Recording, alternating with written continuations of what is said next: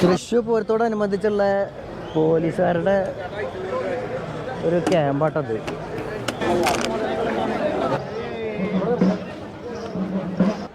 Hi കൂട്ടുകാരെ, ഞങ്ങൾ തൃശ്ശൂർ പൂരത്തിന് വന്ന കേട്ടോ.